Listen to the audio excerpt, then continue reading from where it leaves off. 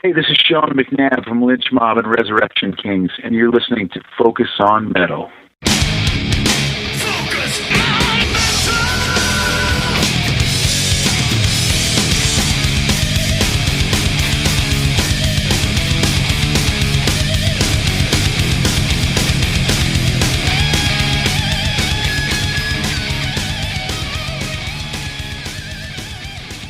Hey, Metalheads, Scott Thompson here, welcoming you once again to another week of that which for over a decade now we've referred to as Focus on Metal. So this week we continue off where we left last week, talking with Great White's Michael Lardie all about their 1992 release, Psycho City. So if you haven't heard part one, then you can head up to focusonmetalpod.com or over to Amazon Music or even over to iTunes and look for episode 538, and you can catch the first about 40 minutes of this conversation with Michael all about Psycho City. So this week, second final week talking with Michael, we'll pick up where we left off, like I said, and digging in much more into the recording and thought behind Psycho City and moving from there into a lot of the tour stuff as well, and then whatever else that Richie wants to dig into. So if you were liking last week's episode, then you are definitely going to like this one. So I'm going to leave this intro short and sweet and turn it over to Richie, and once again,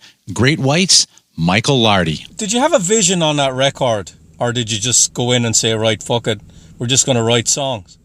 I think the vision we had is, we all picked like 10 of our favorite songs and put them on cassettes, and then songs that were similar, and everybody kind of talked about which ones they thought were great, and we kind of listened to those for about a month just from other artists, just a vibe. And it was kind of, I wouldn't say a template per se, but it was definitely inspiring. It's there was a ballad that was supposed to be on Psycho City that ended up being on Can't Get There From Here that was a very long form kind of Rolling Stones kind of ballad, somewhere someone has a copy of that. Okay. But we did that, and we did some heavier stuff that we hadn't done for a while. We did some real bluesy stuff. I don't know. It was just, writing that material was fun because everybody was kind of in lockstep with what we were shooting for. Like, do we have that type of song yet? No. Okay, let's work on that one. So there was not a theme per se, but there was a group of types of songs that we tried to put forth where it covered a lot of what we could do, I thought. Now, at that stage, were you guys jamming in the same room on ideas, or were you bringing in songs that you were writing individually? It was about half and half. Some stuff came up, like Big Goodbye, we came up with at the ranch, in the 11th hour. But, that's always been a thing with us. On Once Bitten, our 11th hour song was that we didn't have when we went in the studio was All Over Now. On Twice Shy, it was Mr. Bone. So yeah, we always like to leave ourselves the opportunity to come up with something in the last second when we've been rehearsing for 2 months, and working together and, giving ourselves time to jam. I think a lot of bands that write individually and bring to each other to work up, I think you take away that sensation of the jam, and what can come out of that. Michael, how much pre-production were you doing at that stage for the records? It's probably about, I'd say 10 days to 2 weeks of, real intense rehearsing once we decided, okay, this is the tracking list. These are the songs we're going to record. Just drilling down on, a song a day, really working out, making sure the parts were good. making sure Audie was happy with all of his drum parts. And at that time when you're hearing the song over and over again, you're really drilling down. You start to be able to come up with, okay, so I know it sounds good now. So what else can we add to it to make it be something a little more special? So once you know the song so well, then you can start being a little more creative with extra production ideas on top of that.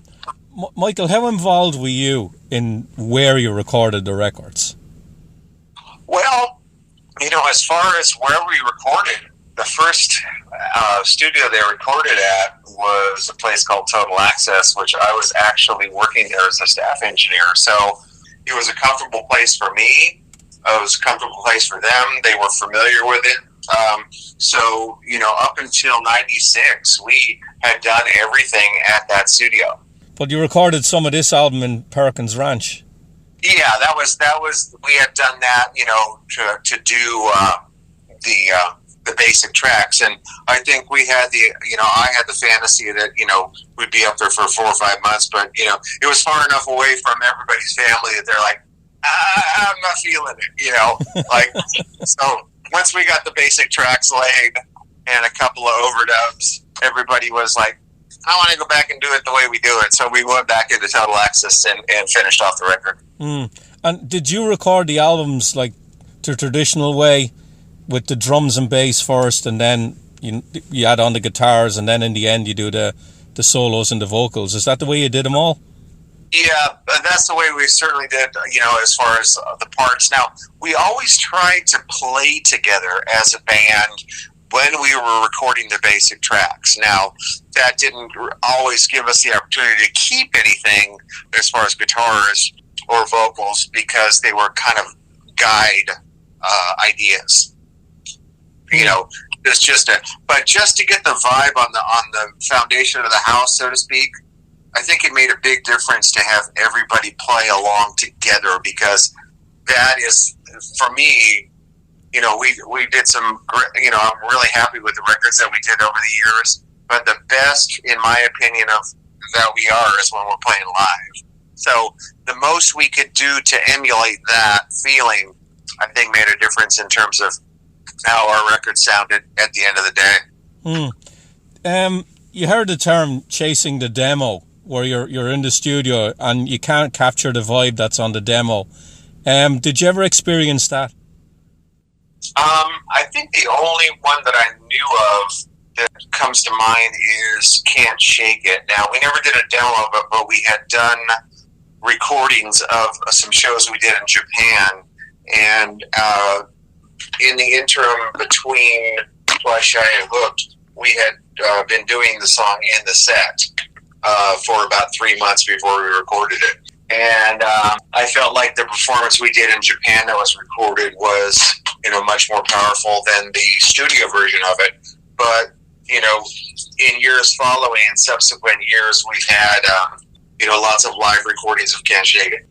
Very powerful and very inspiring. So, I think that's the only one that really comes to mind, Michael, are any of the band members, including yourself, are there any superstitions about the studio where, when you might hear a musician say, I'll record my parts, but I don't want anyone else being there? Is anything like that? No, I don't think there's really a superstition. I think it's as long as it was, those of us within the band and or Alan, kind of being in our little bubble.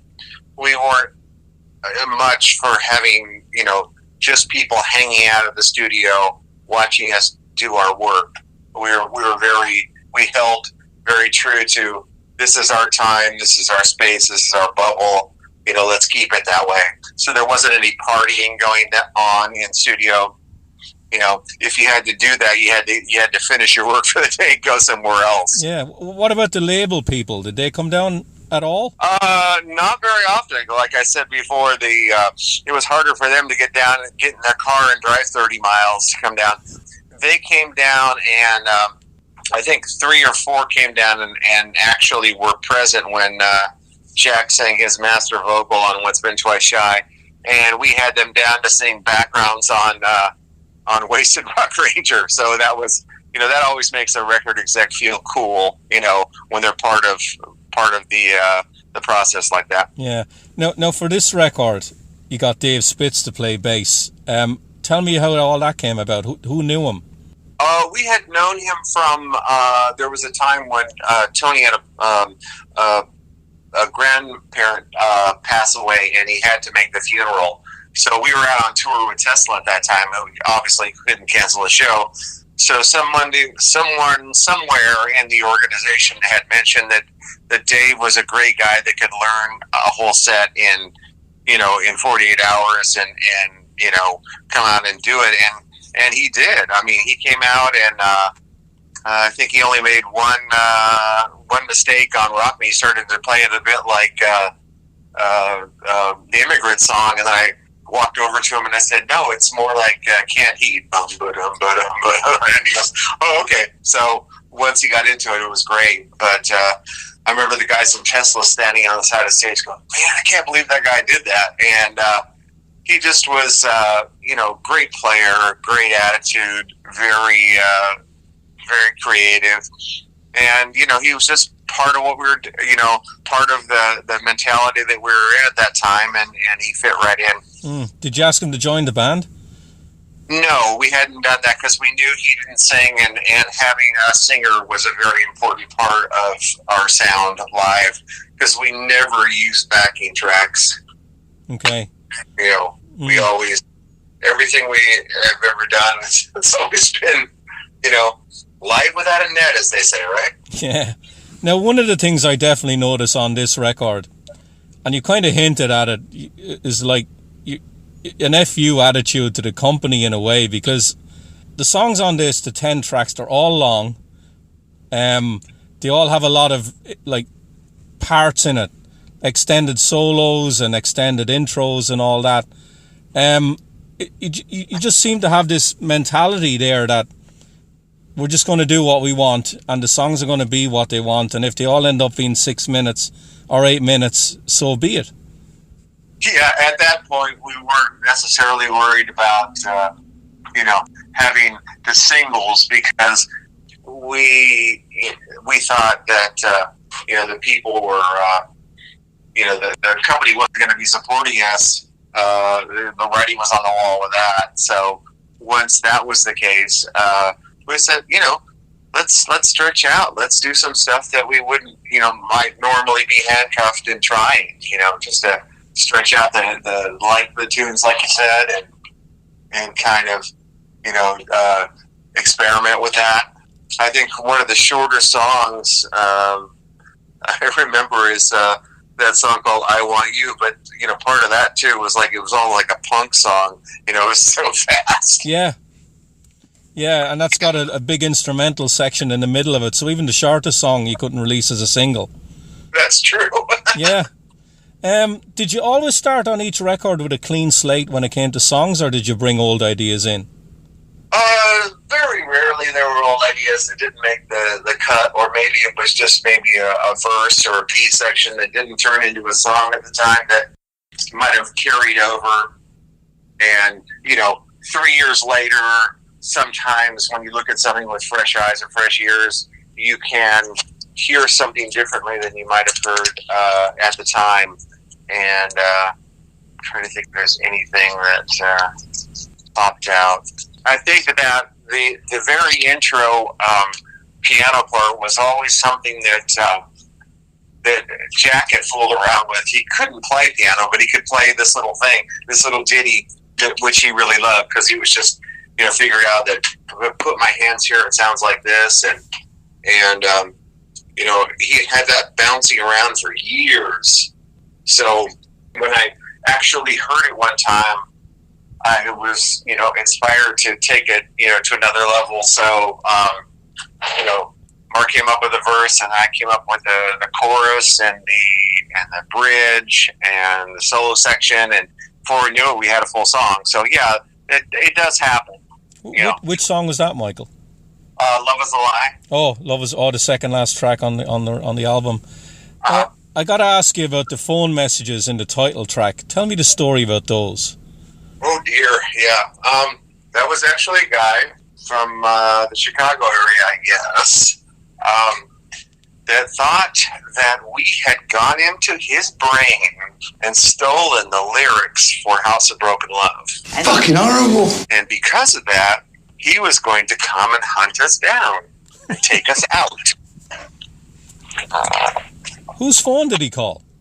He called the office phone, Stravinsky Brothers. Okay, so that's how you got the messages. I was curious, was it one of you guys that he called? No, he got the office number and called that, and told us what he was going to do, and the next time we played Chicago, I think it was Kiss on that tour. We had extra security for that, but that's what that all started from. What made you put it on the record, though? Oh, it's just that it was the intro to Psycho City. Yeah. Yeah, I mean that to us, somebody saying that was kind of psycho.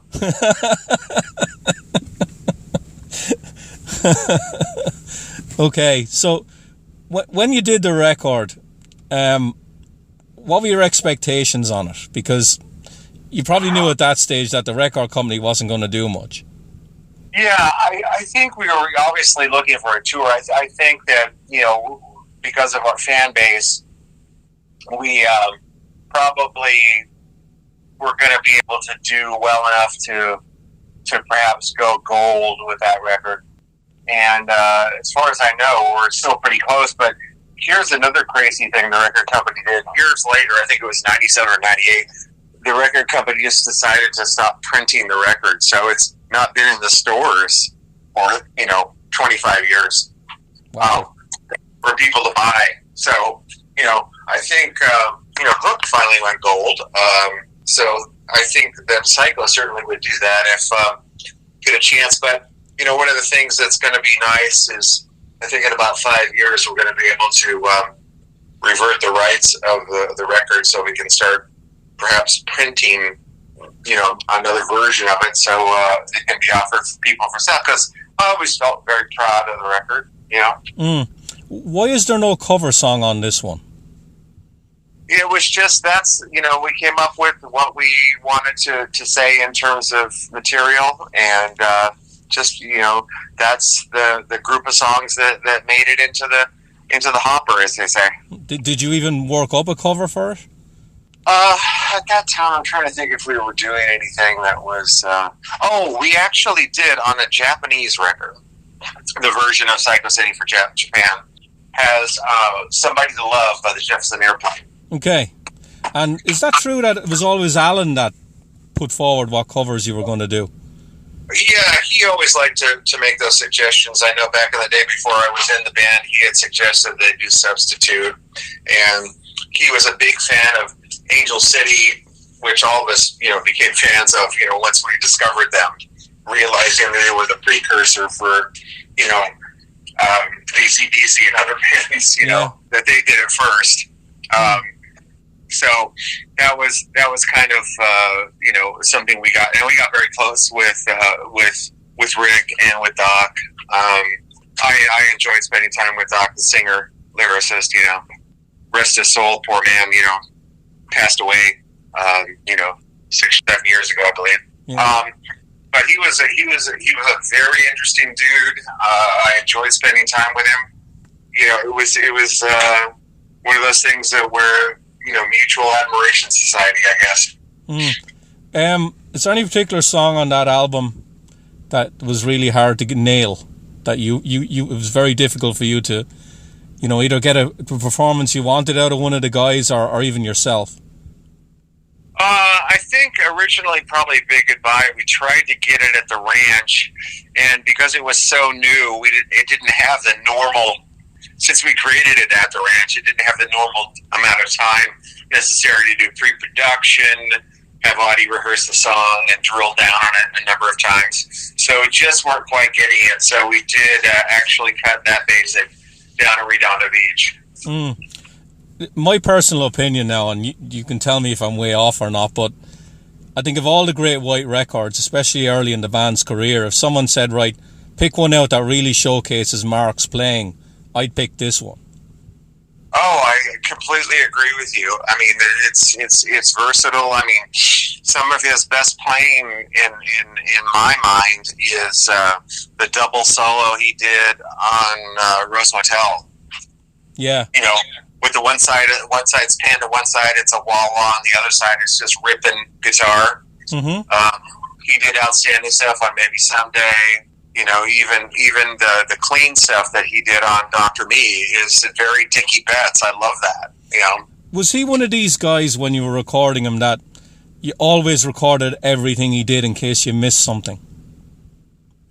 Yeah, pretty much. I mean, we would do a pass, and we would, you know, because we had the limitations of analog at the time, you know, we would listen back to a section and say, that's brilliant right there. You know, this could be way better, you know, and kind of build the solos that way. You know, with Pro Tools now, you can literally record take after take after take after take, and then go back and put it together. But you know, one of my favorite things about recording House of Broken Love is it was a 10-hour session for just Mark soloing on that song, and by the end of the day, his fingers were actually bleeding. He had played so much. Wow. But you know, you listen to it and you go, man, melodically, it makes total sense, and you're drawn into the tune, and you could probably, you know, if you know the song well enough, you probably could sing that solo in your mind. You know, to me, that's always a mark of great soloing, is when it's so melodic that it is so memorable. And Mick Jones from Foreigner was always awesome at that, you know.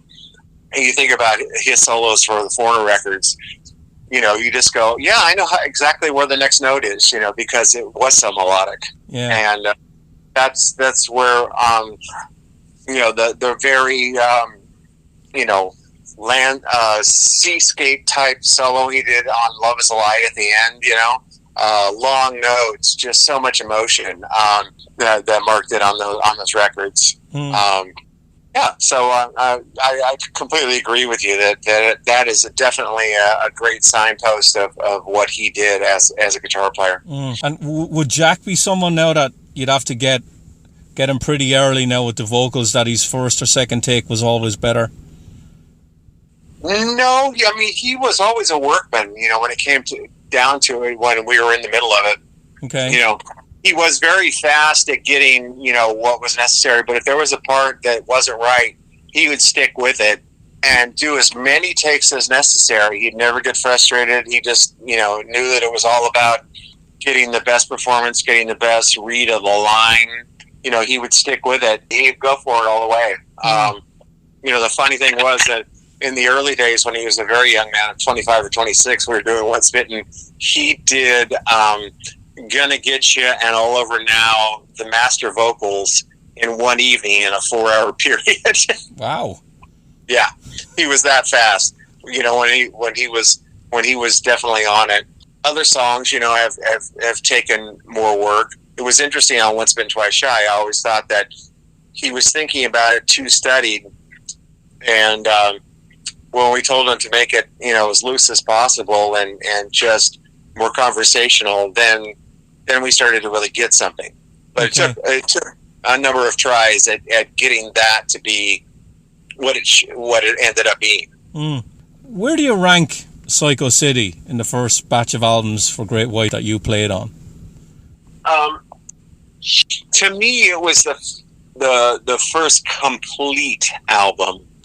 And then Hooked would be, you know, close behind it. One of the things about Once Bitten and Twice Shy, they were both fun records to make, but to me, I always felt like they were probably about 5 or 6 of the tunes on the record were the quality that Psycho City was. Like if you had combined the best of Twice Shy and the best of Once Bitten, I think you would have had, you know, a pretty amazing record. But I felt like Psycho City held up from the, you know, when you put the needle down to, you know, having it finish. It was complete. It was a complete record, peaks and valleys, the whole shebang. Right. Yeah, I think you're right. I'm going to tell you an interesting story now, Michael. I'm not going to keep you too long more. I have a European copy of Once Bitten, and I told Mark this, and it's got 5 tracks from that record on and 3 from Shot in the Dark. And I want to know, are you aware that in Europe that's the way the record was released?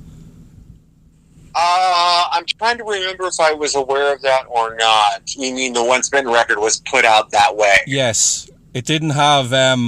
it had All Aside 1 and Fast Road, and then it had 3 tracks from Shot in the Dark on it. I could believe that. I think Alan was of the same thinking that the first side of Once Bitten was solid. From Lady Red Light to Rock Me, it just went boom. Like that was where the meat was, and so it wouldn't surprise me if he hadn't spoken to the people at EMI England and said, well, let's release Once Bitten that way. Yeah, because I remember they were playing Save Your Love on MTV in Europe, and I looked at the record and I says, this isn't even on the album. Yeah, it was funny because I remember Alan not being a fan of Save Your Love because I don't think he really understood the American viewpoint in terms of how the power ballad worked in the framework of the hard rock genre. I mean, look at every band you can think of that had huge ballads. So it was funny. In America, it became sort of what they call a turntable hit. It was released as a single, but didn't perform that well in terms of sales, but because of people discovering the song and hearing the song, at performances, it became, a very well-known song as a result of that. So, which song on Psycho City would you like to put back in the set that maybe you haven't played in a long time? We did have Step On You in this set in 15 and 16. I enjoyed playing that. It's very heavy and it's very in your face. We've played Doctor Me a couple of times, and I always enjoyed that. It's always such an upbeat tune. Whereas it's just and lyrically, it's kind of one of those things where you're talking about desperation, but at the same time, you're like giving into it, So it's celebratory for me because it reminds me of where I was at the time in my personal relationships. So that would be fun. I know we've been talking about Never Trust a Pretty Face. So yeah, there's some candidates to get back into the set. And the band now, are you writing any new music? Is there anything happening there? Yeah, we go in spurts, because it's interesting about records. Now we do a record to get gigs, to have a new story. Whereas before, you did gigs to help sell a record. Yeah. So it's flipped on its head from where it was 30 years ago. But yeah, Mark and I always, kind of bounce off each other. A little riff here and there. We might jam out at sound check, and trying to keep a catalog of what we have, because when we make the decision to, take the break to do another record, we want to make sure that we have, the bones for enough material to turn it around, so it doesn't take 6 months or a year. Yeah, I got to ask, Michael, before I leave you go, do you ever play pool with Mark? No. He's apparently he's really good at it. Oh, I wouldn't even, after breaking, I wouldn't even get up to hit another shot. The guy is amazing. Yeah. Mr. Nine Ball. Yeah. Yeah, I think he's just below the professional level. Yeah, and he knows a lot of the cats in that business. He's very close with them, and he knows the guy personally who now holds the 9-ball record for straight runs of balls that were sunk. So he's that's kind of one of his fun things to do that helps him detached from the business of music. Did he do that on the road with the band, where he'd have to find out where all the pool halls were near the hotel? It wasn't crazy, but yes, he did do that, and he's also quite the good poker player, so he'll do that occasionally too. Okay, so you know where he's either in the pool hall or playing poker. You know where he is. Yes. Fortunately, he doesn't go missing doing that too often. Okay. But it was funny. It was funny back in the day on the Kiss tour. I remember this specifically. He's so good at it that a lot of the crew guys, would come in with their ego and say, "Oh yeah, I can beat this guy at poker." And Mark was so good that he got the nickname Per Diem Killer. He's getting all the money off the crew guys. Exactly. Oh, brilliant. Well, Michael, I know you're playing Up My Way on June the 18th in the Anheuser-Busch Brewery, so I'm going to try go to that show. I've never seen you guys live. I'll look forward to seeing that part of New Hampshire. It's been a while. Yeah. So, Michael, I'm going to leave you go. Do you want to give out the websites where people can get in touch with you or the band? Sure. Official Great White. That's the website, for the band page. I'm personally taking a break from social media, but you can find Mark and Audie on Twitter and on Instagram, just with their names. And our agency is Big Time Entertainment. That's because we do get a lot of requests from people like, how can we hire you? Who do we need to talk to? You come across people out there and to get in touch with our agent, and he'll make it happen. And so that's always one I like to leave with people. Okay. Well, Michael, it's been a pleasure talking to you. You as well, Richie. Thank you so much. Yeah, and have a good rest of the day and have a good weekend. Thank you much. All right, I'll see you soon. Okay. Bye-bye. Bye. There you have it. The second week of Richie's chat with Great White's Michael Lardie. If you want to keep up with those guys, you can go to officialgreatwhite.com. Lots of tour dates up there all the way through the summer with stuff. A lot of stuff they're doing with Queensryche and stuff with Slaughter and stuff that's going right all the way through. They got dates up there up until September 15th. So all kinds of stuff there if you want to go check them out live. And like I said, go to officialgreatwhite.com and check out the tour dates up there. And while you're over there, you might even want to head over to their store section as well. Lots of cool stuff up there they've got for merch stuff, including some official Great White coffee. I love the roast names on here. They've got the Rock Me Roast, which is a medium roast. They got Big Time Brew, which is a dark roast, and then classic name for one, Face the Day Roast, which is actually a light roast. I think I would have switched up something there because I think you need more than a light roast to face the day. You can even get the Great White coffee mug to go along with that if you so desire. So lots of cool stuff up there merch-wise as well. So support the band, go out there, see them live, and if at all possible, check out what they got available up there for swag and pick yourself some stuff up. And speaking about picking stuff up, have any of you noticed that it seems like it's getting longer and longer for any of the vinyl that you order these days to actually come in?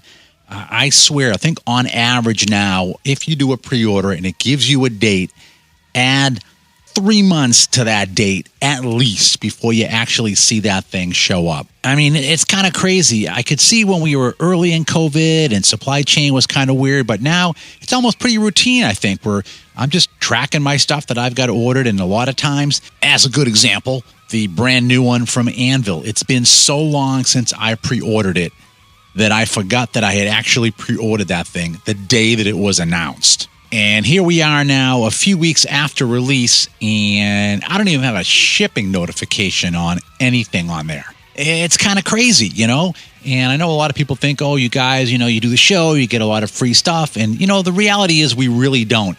At one point, I think we had a lot of stuff that would come in on various labels, mostly European stuff, but not anymore. And usually we're recommending stuff. We're actually putting our hard-earned cash down to buy it. So I can definitely tell you that with the amount of stuff that I do order, especially vinyl, it's getting kind of depressing of what that lag time is. I don't know. Just thought I'd mention it. Just something that's really been just pissing me off lately as these things just drag and drag. And sometimes it isn't even like a pre-order thing. It's something that is in stock, has been released for months. Even that stuff takes 2 or 3 months before it shows up. All right, just needed a bitch. I'm sort of better now. So anyways, for this week, that's it. There ain't no more. Stick a fork in it. This puppy is done. So for Richie, myself, and everybody else here at Focus on Metal, have yourselves a great metal week. And until we talk to you again next time, as always, remember... Focus on metal! Everything else is insignificant.